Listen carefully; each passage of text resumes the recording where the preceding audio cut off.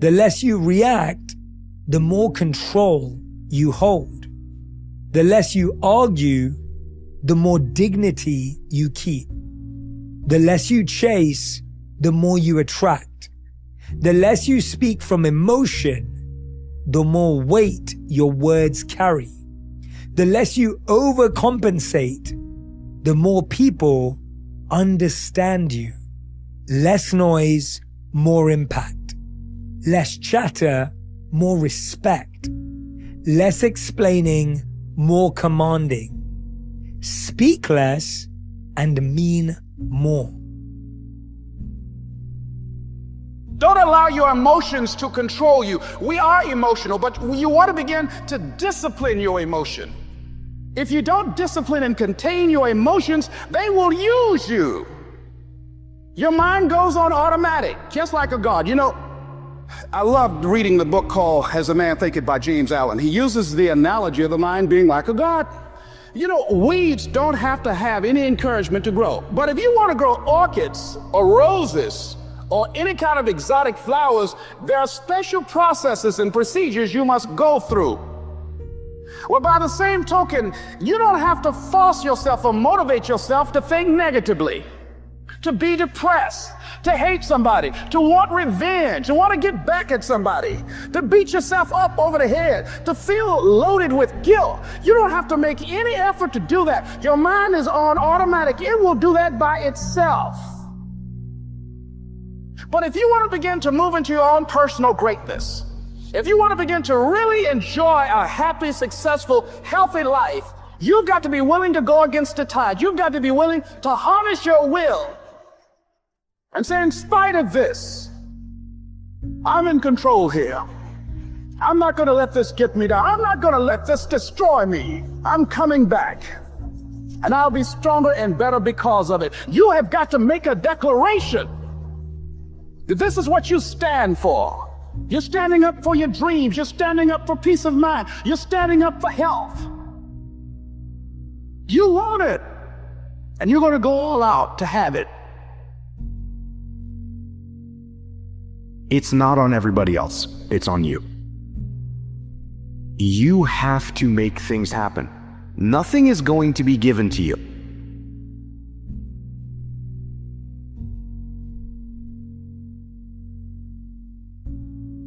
Things to tell yourself in the morning that will reprogram your mind, boost your mood, and help you have a great day. The first one is you need to tell yourself today is going to be a great day, because you can still make it a great day based on your attitude, no matter what it is that's going to happen. And that second sentence is something cool is going to happen for me today. You're probably assuming that something bad's going to happen. No. Let's do the opposite. Sentence number 3.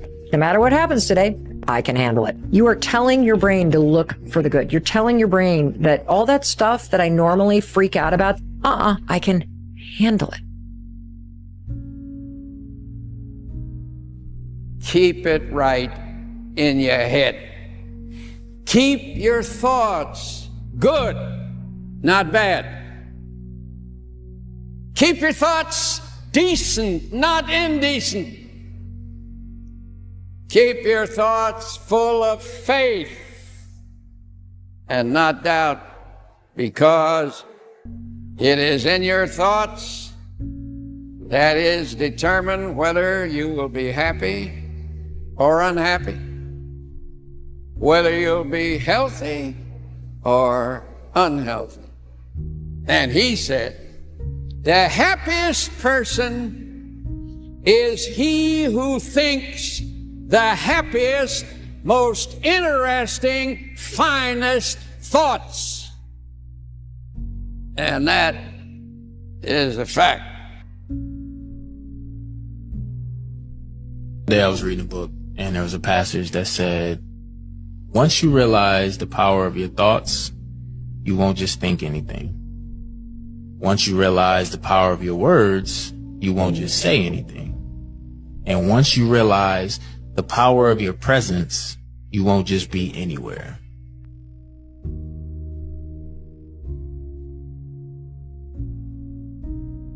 act like the person you want to become. That's not fake it till you make it, by the way. This is intentional. Intentionally act like the person you want to become. Because when you intentionally act like the person you want to become, your brain sees you taking those actions, so your brain starts to change the way it relates to you. I want to be healthier. I want to be more fit. I want to be more wealthy. I want to be more free. I want to be more in love, whatever it is.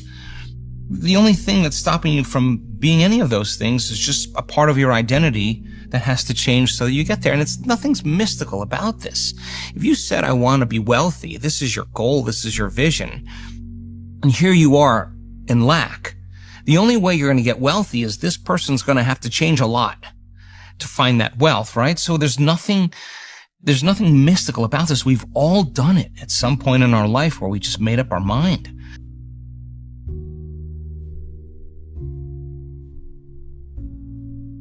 Don't walk through the world looking for evidence that you don't belong, because you will always find it. Yes. Don't walk through the world looking for evidence that you're not enough, because you'll always find it. Our worth and our belonging are not negotiated with other people. We carry those inside of our hearts. I know who I am. I'm clear about that. And I'm not going to negotiate that with you, because then I may fit in for you, but I no longer belong to myself. And that is a betrayal I am not willing to do anymore. Loving yourself is the most powerful thing we can do. Then everything flows. Everything flows beautifully. And I'm not talking about vanity or arrogance, because that is not love. That's always fear. I'm talking about just really respecting and appreciating this incredible, magnificent being that we are. Every single week, you're going to have heartaches and disappointments and frustrations and setbacks and obstacles. But without those obstacles, no success is possible. You see, the only way we can be successful is if we develop momentum. And we cannot develop the momentum unless we are struggling with obstacles. And struggle with adversity goes hand in hand with all great success. What most people do is they back away from adversity. But if you want to see if you're a brave person, what they call the 4 o'clock in the morning courage, wait when things go completely to pieces, when things are the worst, when your very best deal falls apart and your rent is late and you're tired and you're sick and everybody is mad at you and your car doesn't work, then it's the person that picks themselves up and says, nothing is going to stop me. You know, the best quality in the world that you can develop, and I give it to you, develop the quality of being unstoppable. Say in yourself that no matter what life throws at me, it'll never stop me. No matter how rough it gets, I will never quit, and nothing will ever stop me.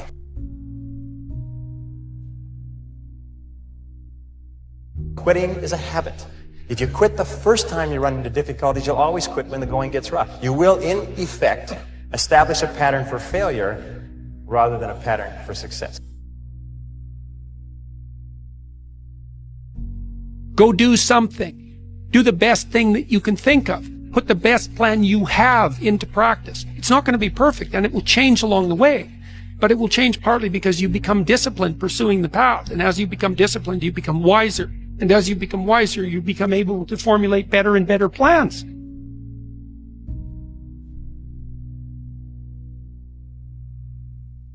Whenever you try to do something out of the ordinary, people will line up to tell you that you can't do it, why you can't do it, that you lose your time, you lose your money, that you will, in effect, die in the desert. Even people who should know better will try to discourage you. To achieve anything greater worthwhile, you must train yourself to rise above these people, ignoring them and pressing on towards your goal regardless.